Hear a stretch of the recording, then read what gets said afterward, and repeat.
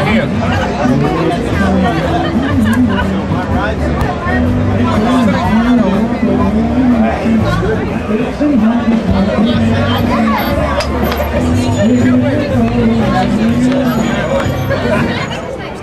Thomas P. It's not Thomas P. Shepherd. But come on up here, Tom, and show us how it's done, buddy. You know, when he first wrote this song, it was there you are. Riding with Private Hershowitz. Hey, Tom. But I straightened him out. I said, you know, got to break the microphone, right? See? Well, Hershowitz is hard to rhyme. It's like Ryman orange. That's right. Purple orange. I tried that one time, it didn't work. All right. Okay, how's this go? I think it's in the neighborhood of 8. Start it out.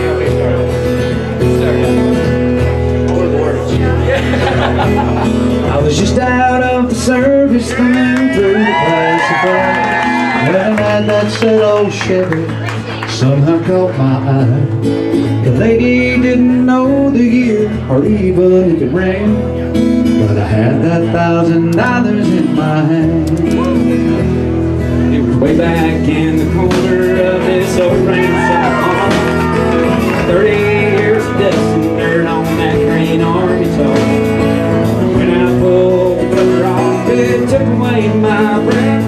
It's what you call a Chevy. It was a 66 Corvette. I felt a little guilty as I counted out the bills. What a thrill I got when I sat behind the wheel. I opened up the glove box, and that's when I found the note. The date was 1966, and this is what he wrote. Said my name is Private Malone. And if you're reading this, then I didn't make it home. And for every dream that shatters, there's another thing that's true. This car was once a dream of mine, now it belongs to you. You may take her and make her your own. You'll always be riding with Private Malone. But it didn't take me long at all, I had everything good. I love to hear those horses thunder underneath her hood. They're shining like a diamond, and I put the rag top down. All the pretty girls would stop and stare as I drove her through town. Buttons on the radio didn't seem to work right around. They picked up that old show, especially late at night. Get the feeling sometimes if I turn a real big ass city. A soldier riding shotgun, sleep riding SUV. Was a young man named Private Malone, who fought for his country and never made it home. But for every dream that shattered, another one comes true. This car was once a dream of his back when it was new. He told me to take her and make her my own. And I was proud to be riding with Private Malone. One night it was raining hard, I took her to the back. I still don't remember much about that fire crash. If they thought they saw a soldier pull me out, oh, they didn't get his name, but I know without a doubt it was a young man named Private Malone, who fought for his country and never made it home. But for every dream that shatters, there's another that goes true. This car was once a dream of his back when it was new. And I know I wouldn't be here if he had to tag along. Yeah, that night I was riding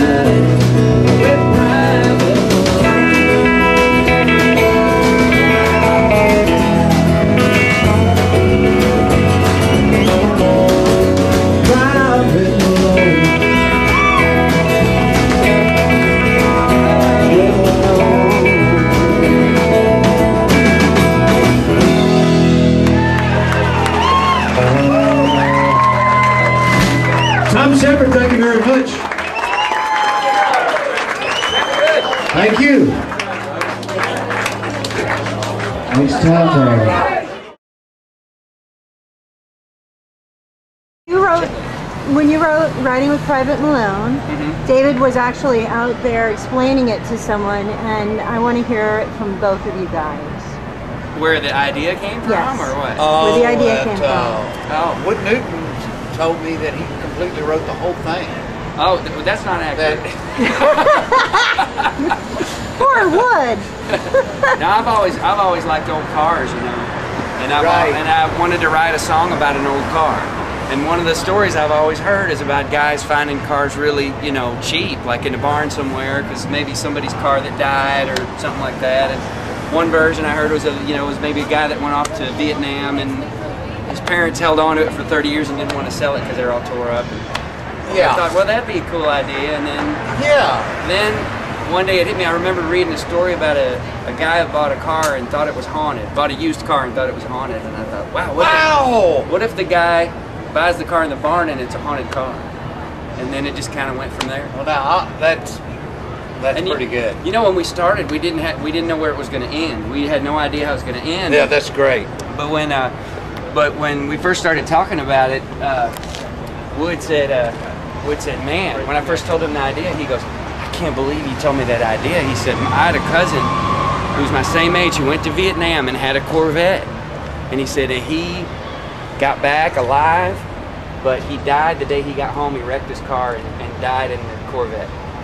And so he told me that, but I didn't think that should be in the song until we got to going, well, where's it going to go? And one day I said, man, Wood, I think we got to wreck the car. And he's like, no, we can't wreck it. It's a Corvette, man.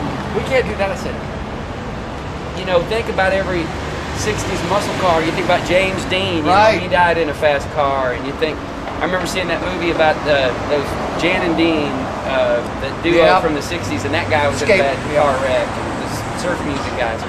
And I thought, that's just the thing, like the 60s car, it's too fast and someone's going to get hurt, you know? So, and it just all came together, and it just happened so fast, and I just, no other song that I've ever written I've had that kind of reaction on. And that's the first song that I ever had where people just stopped and went, oh my God. So it's been a life-changing thing for me. It's a good. It's been great. It's a good.